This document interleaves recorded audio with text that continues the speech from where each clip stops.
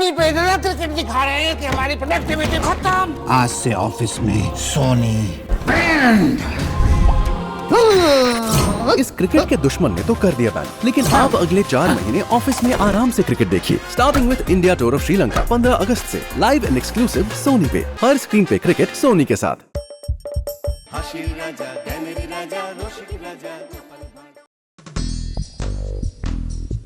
ও বাবা, নবাবের দুধ দেখলেই কেমন বুকের ভেতরটা ধুকপুক ধুকপুক করে।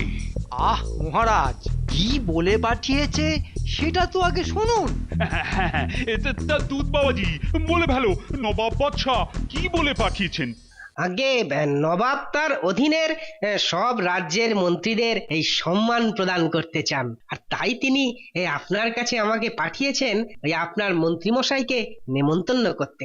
ও মা, আমাকে সম্মান? এতদিনে মহারাজ বুঝবেন আমার কদর। বলো কি গো, আমার মন্ত্রী সে তো কিছুই পারে না, আবার তাকে সম্মান? আহ মহারাজ, বাইরের লোকের সামনে আমার সম্মানহানি করবেন না। আমি পাঠাবো, নিশ্চয়ই পাঠাবো আমার সভা অলঙ্কৃত করে থাকা মহামান্য মন্ত্রী মশাইকে। আপনি বললেন বটে মহারাজ, তবে আমার কিন্তু মনের ভেতরটা কেমন খচখচ করছে। তা করবে না? সম্মানটা আমি পাচ্ছি কিনা? আহা, সে আপনি পান আর অন্য যে কেউই পাক, সম্মানটা তো কৃষ্ণনগরেরই। কিন্তু আমি ভাবছি, হঠাৎ মন্ত্রীদেরই নবাব বাছলেন কেন এই কাজের জন্য? সেটা অবশ্য মন্দ বলনি গোপাল। তাহলে কি? কোনো তাহলে নয় মহারাজ, আপনি তো দুধকে কথা দিয়েই দিলেন যে আমাকে পাঠাচ্ছেন আপনি মুর্শিদাবাদে, তাহলে আবার এখন গোপালের কথায় আমার যাওয়ায় বাদ সাধছেন কেন? আহা, এত রেগে যেও না মন্ত্রী, কথা যখন দিয়েছি তখন তুমি তো যাবেই। কিন্তু আমি ভাবছি যে তোমার সঙ্গে গোপালকেও জুড়ে দেব কিনা। এটা কিন্তু খুব ভালো হবে মহারাজ। ব্যাস, বেটা সেই উড়ে এসে জুড়ে বসলো আমার সঙ্গে। তাহলে গোপাল তৈরি হয়ে নাও, তুমিও মন্ত্রীর সঙ্গে মুর্শিদাবাদ যাবে, যাতে কোনো রকম গন্ডগোল সামলে দিতে পারো। যে আজ্ঞে মহারাজ। ঢং দেখে বাঁচি না, চত্ব সব।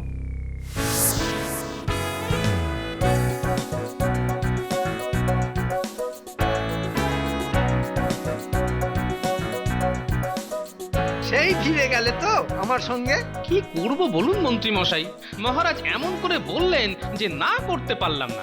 এই তোমার ন্যাকামো দেখলে না আমার গা পিত্তি জ্বলে যায়। সে জ্বলুক, কিন্তু এখন এটাই দেখার যে নবাব আপনাকে কি সম্মান দেয়। সে তো খুব বুঝতে পারছি যে ভেতরে ভেতরে জ্বলছো, কিন্তু কিচ্ছু বলতে পারছো না।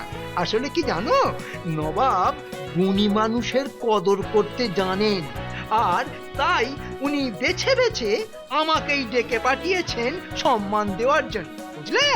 না, সে তো বাকি রাজ্যের মন্ত্রীদেরও ডেকেছেন।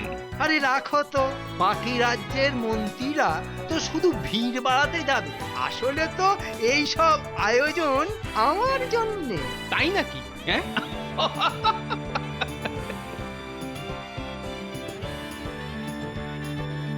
আরে এই অজিত, এ তো আরেক সমস্যা হলো। আচ্ছা জাহাপানা, আপনি শুধু সমস্যা সমস্যা করে পাগল হয়ে যান কেন বলুন তো? হ্যাঁ, আরে আরে আমি তো আছি নাকি? হ্যাঁ, সে আছো বটে, কিন্তু শুনেছো তো যে গোপাল এসেছে কৃষ্ণনগরের মন্ত্রীর সঙ্গে। তো তাতে কি হয়েছে? আর তাতেই তো সব হয়েছে। গোপালের বুদ্ধি তো জানোই, আর ওকে যখন কৃষ্ণচন্দ্র তার মন্ত্রীর সঙ্গে জুড়ে দিয়েছে, তখন সহজে কিন্তু আমাদের কাজ হাসিল হবে না। জাহাপানা, সম্মান তো জানানো হবে মন্ত্রীদের, আর সেখানে গোপালের কাজ কি? ওকে ধারে কাছে আসতে না দিলেই হলো। হ্যাঁ, সেটা অবশ্য ঠিক, তবু কোনো মানেই নেই জাহাপানা। আর কৃষ্ণনগরের মন্ত্রীটার মাথা ন্যাড়া করে ঘোল ঢেলেই পাঠাবো, আপনি একদম নিশ্চিন্ত থাকুন। বলছো তো? শুধু বলছি না, করেও দেখাবো হাতে নাতে। হ্যাঁ, বহুত খুব, তোমার কথা শুনে এবার আবার একটু স্বস্তি লাগছে।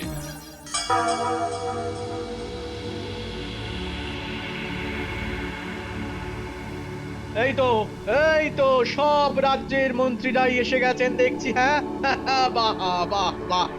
তাহলে তাহলে জাহাপানা এবার ঘোষণাটা করেই ফেলি। হ্যাঁ হ্যাঁ হ্যাঁ, শুভ কাজে দেরি কেন? বলো বলো বলো। আর যে আমার তর সইছে না। বাবা, যে সম্মান দেবে তার এত উৎসাহ কেন? ওহ, কি সম্মান দেবে ভেবেই না মনটা কেমন খুশি খুশি লাগছে। হ্যাঁ, যা বলছিলাম, নবাবের মনে খুব ইচ্ছে হয়েছে যে যে রাজ্যের মন্ত্রী সব থেকে বেশি বুদ্ধিমান তাকে সম্মান প্রদান করা হবে। কিন্তু কিন্তু প্রশ্ন হলো যে কোন রাজ্যের মন্ত্রী সব থেকে বুদ্ধিমান সেটা বোঝা যাবে কি করে? সেই তো, এটা তো আগে আমার মাথায় আসেনি। তবে কি আবার কোনো প্রতিযোগিতা হবে নাকি? ভালোই হয়েছে গোপালটা আছে, ব্যাটার বুদ্ধিটা ব্যবহার করা যাবে। কি বলতে চাইছে ঠিক বোঝা যাচ্ছে না তো। তো নবাব বলতে চাইছেন যে যে রাজ্যের মন্ত্রী সব থেকে বুদ্ধিমান তার মাথার চুলের দামও হবে তাহলে সব থেকে বেশি। তাই আপনাদের নিজেদেরকেই আপনাদের মাথার চুলের দাম ঠিক করে বলতে হবে, আর সেটা বলতে হবে খুব গোপন ভাবে। ও বাবা, এই কাজ এ তো আমার কাছে নস্যি, এমন দাম হাঁকবো না। এটা কোনো একটা কাজ হলো? ওহ, ভেতরে ভেতরে যে কি করতে চাইছে কিছুই বোঝা যাচ্ছে না এখনো। আর যে মন্ত্রীবর তার মাথার চুলের দাম সব থেকে বেশি বলবেন তিনি সব থেকে বুদ্ধিমান বলে বিবেচিত হবেন, আর যিনি সব থেকে বেশি বলবেন তাকেই নবাব সম্মান প্রদান করবেন, আর সেই সম্মান সূচক হিসেবে তার মাথার চুল আমাদের এই মুর্শিদাবাদে রেখে দেব চিরজীবনের জন্যে। হ্যাঁ, ও আচ্ছা, এই ফন্দি করেছে তাহলে। হ্যাঁ, তা শুধু মাথা নাড়াই করবে না আরো কিছু কায়দা করে কৃষ্ণনগরকে হ্যাটা করবে? এই খেয়েছে, এবার কি করব? আমি আমার মাথার দাম সবার থেকেই বেশি বলবো, এটা আমি নিশ্চিত। কিন্তু তারপর মাথার চুল ফেলবো কি করে? তাতে তো ন্যাড়া হয়ে যাব। আবার মাথার চুল না ফেললে তো নবাব আমার মাথাটাই ফেলে দেবেন। কি করবো তাহলে এখন? কিন্তু এ খবর তো মহারাজকে পাঠাতে হবে যেভাবেই হোক।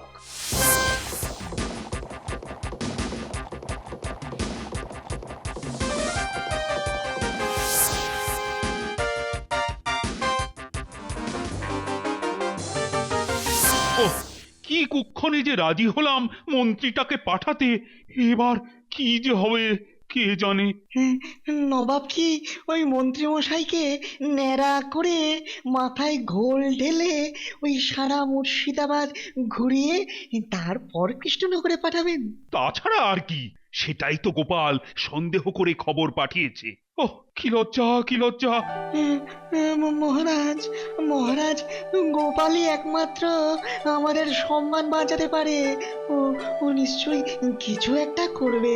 সেটা অবশ্য ভুল বলনি গোপাল, তুমি বাঁচিও কৃষ্ণনগরকে এই লজ্জার হাত থেকে। খাবারগুলো সব একেবারে নবাবই, কি বলো গোপাল? হ্যাঁ, তা যা বলেছেন। কিন্তু কি হবে বলো তো কাল? মানে জিততে পারবো তো? পারবেন না মানে? কেউ আপনার ধারে কাছে খেসতেও পারবে না ওই মাথার দাম বলা নিয়ে। তাহলে স্বীকার করে নিচ্ছ তো আমার শ্রেষ্ঠত্ব? তার বলতে এই, ওটা কি বলুন তো? কোনটা? কিচ্ছু চেনো না গোপাল? এই নবাব বাদশাদের মধ্যে তোমাকে যে কেন পাঠালেন মহারাজ কে জানে? হ্যাঁ, আমার কাজ আমি করে দিয়েছি। কিন্তু গোপাল বুঝলে, মাথার চুল রেখে দেবে এটাতেই না আমার কেমন কেমন লাগছে। তুমি কি বলো? আহা, এটাই তো সম্মান প্রদান নবাবের। কিন্তু সে জায়গায় যাওয়ার মতো অবস্থা আর আপনার থাকবে না। আহ, বেশ খেলাম বুঝলে। নাও এবার শুয়ে পড়ো, কাল তো আবার আমাকে কৃষ্ণনগরের মাঠ বাঁচাতে ময়দানে নামতে হবে, বুঝলে কি না? হ্যাঁ, আপনি না থাকলে যে কি হতো। তাহলে আসুন আমাদের কাজ শুরু করি। প্রথমে আমরা ডাকছি চণ্ডাল রাজ্যের মন্ত্রীকে। এগিয়ে আসুন, এগিয়ে আসুন। আপনি ওই ঘরে চলুন, ওখানেই আমাদের আপনি গোপনে আপনার মাথার দাম বলবেন। হ্যাঁ চলুন। বাহ! এই তো খেলা শুরু হয়েছে। এখন দেখার কখন আমাদের রাজ্যের নাম আসে।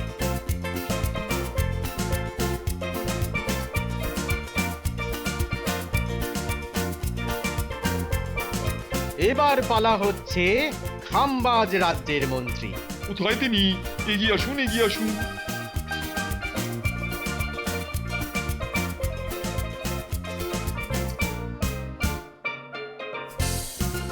এরপর মনে হচ্ছে কৃষ্ণনগরের পালা। এবার কৃষ্ণনগরের পালা। কিন্তু জাহাপনা, ওই মন্ত্রী মশাইয়ের যে একটু সময় লাগবে। সে কি, কেন?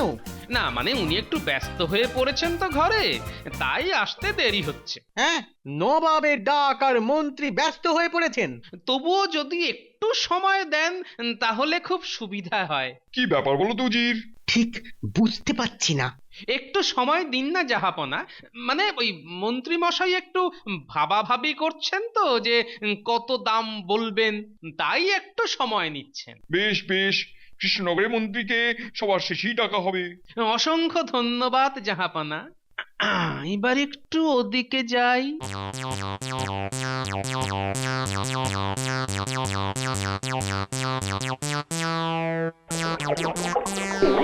মন্ত্রীমশাই, অনেক বুঝিয়ে সুঝিয়ে একটু সময় নিয়ে এলাম, কিন্তু এ কি, আপনি তো বসতেই পারছেন না। ওরে বাবা রে, আবার যাবো। ওরে বাবা রে, আবার যেতে হবে রে বাবা। ও কি হবে এবার? তাহলে এখন উপায়?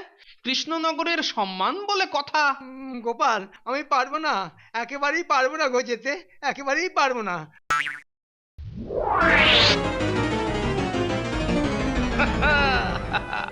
এটাই তো চেয়েছিলাম, আর তার জন্যই তো কাল রাত্রে পুড়িয়াটা খাবারের সঙ্গে মিশিয়েও দিয়েছিলাম। এবার তো দেখাবো এই শর্মার খেল। না যাই, এবার সবার দিকেই যাই। ওহ, কি যে হবে এখন কে জানে। কিন্তু কিন্তু মন্ত্রী মশাই এমন পেট খারাপ করলেন কি করে আজকের দিনে? তো করবে না, শুধু খাই খাই। দেখেছে ভালো ভালো খাবার আর ছাড়ে, সব উল্টে পাল্টে খেয়েছে। কিন্তু কিন্তু আমার মনে হচ্ছে এখানে এখানে গোপালের কোনো কোনো কারসাজি আছে। কি বলছো গো বিজ্ঞানী? দেখুন মহারাজ, আপনি খবর পাঠিয়েছিলেন যে যে কৃষ্ণনগরের সম্মান তাকে বাঁচাতে হবে, হ্যাঁ তাই তো? হ্যাঁ তো।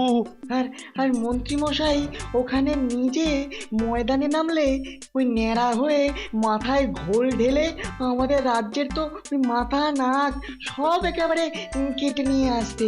তাই তাই মনে হচ্ছে ওই গোপালই। বলো কি গো, এসব কি গোপালেরই বুদ্ধি? এই দেখাই দেখাই যাক না কি হয়। হ্যাঁ হ্যাঁ, সেই ভালো সেই ভালো। চিন্তা এত না করে বরং খবর নিয়ে দেখি কি হলো ওখানে। এ বাবা গোপাল, এই যাত্রা আমাদের কৃষ্ণনগরের সকলের মান বাঁচাও। কি হলো, কৃষ্ণনগরের মন্ত্রী কোথায়? কোথায় তিনি? কি হলো বলো তো উজির?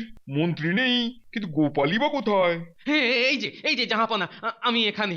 এসব কি হচ্ছে গোপাল? হ্যাঁ, তুমি খানিকক্ষণ সময় নিয়ে গেলে, তারপরে তো তোমার মন্ত্রী দেখাই নেই কেন? কি করে পাবেন বলুন তো? উনি শুধু গাড়ু হাতে করে ভেতর আর বাইরে করছেন। সে কি, কখন থেকে? মাঝরাত্রির থেকে। উনি ভেবেছিলেন যে আটকে যাবে, তাই একটু সময় নিতে পাঠিয়েছিলেন আমাকে, কিন্তু কিছুতেই যে কিছু হচ্ছে না জাহাপনা। তাহলে কৃষ্ণনগর এই সম্মান জ্ঞাপন অনুষ্ঠানে অংশ নেবে না? খুব খারাপ, খুব খারাপ।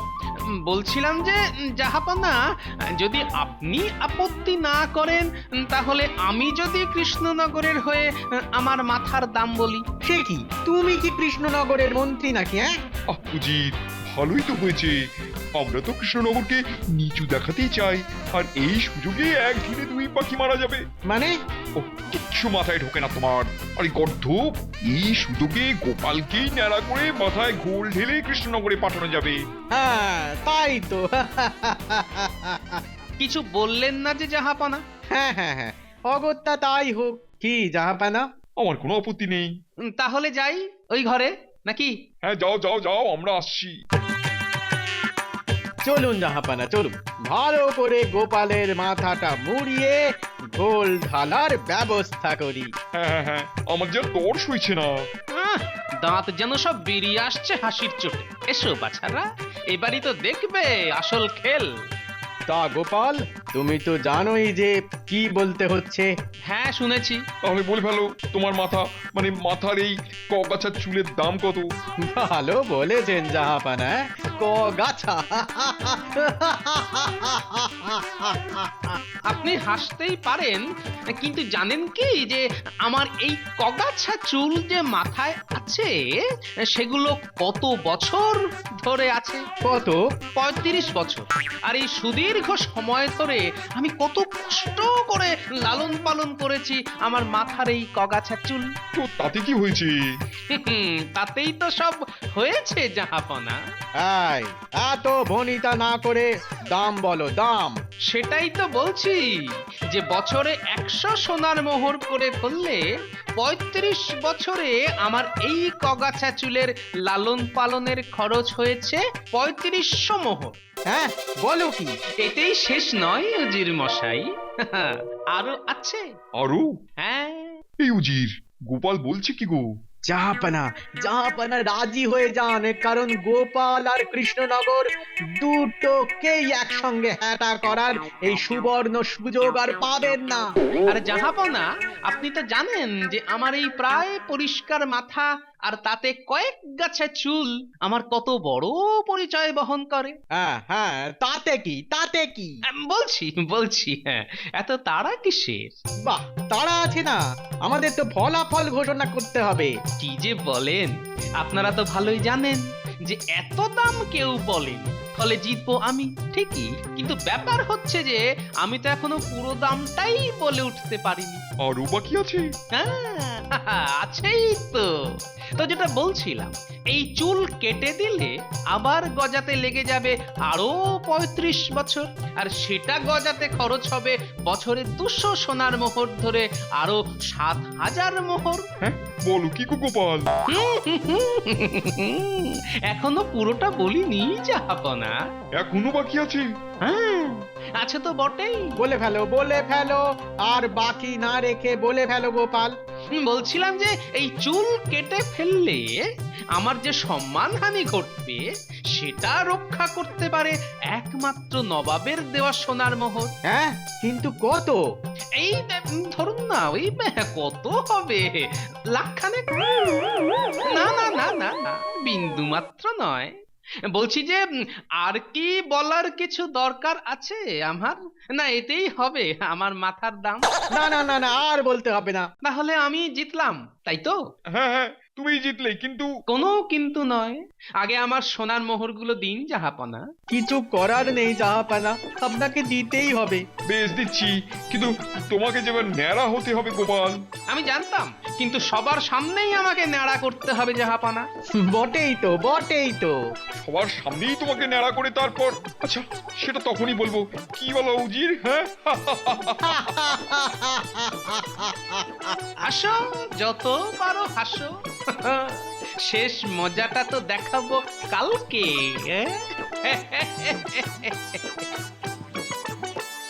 শোনো সবাই, গোপাল যেহেতু তার মাথার দাম সব থেকে বেশি বলেছে, তাই তার মাথাকেই নবাব সম্মান জানাচ্ছেন। হ্যাঁ, আর তাই গোপালকে তার দাম মতন সমস্ত সোনার মোহর দিয়ে দেওয়া হয়েছে। আর আমিও সব সোনার মোহর বুঝে পেয়েছি। কিন্তু যেহেতু গোপালের মাথার দাম সব থেকে বেশি, তাই তার মাথার চুল কেটে আমরা মুর্শিদাবাদে রেখে তার ন্যাড়া মাথাটা ঘোল দিয়ে ধুইয়ে আমরা কৃষ্ণনগরে পাঠাবো। এটা কি? কি গোপাল, মুখটা অমন হয়ে গেল কেন? লজ্জা পাচ্ছে জাহাপানা। ছি ছি ছি ছি ছি ছি ছি ছি, গোপালের সঙ্গে সঙ্গে কৃষ্ণনগরের কি অপমান! সেই তো ন্যাড়া করে আবার মাথায় ঘোল। ছি, ছি, ছি, ছি, ছি। লজ্জা কেন পাবো? লজ্জা কেন পাবো? আমি ভাবছি আপনি এমন কাজ করার আগে একটুও ভাববেন না। এতে আবার ভাবা ভাবির কি আছে? নবাবের এই রকমই ইচ্ছে হয়েছে, আর তার থেকেও বড় কথা, তোমাকে তো আমরা তোমার মাথার চুলের দাম মিটিয়েই দিয়েছি, তাই আর কোনো আপত্তি থাকার তো কথা নেই গোপাল। হ্যাঁ ঠিক কথা। এই নাপিত কোথায় গেল?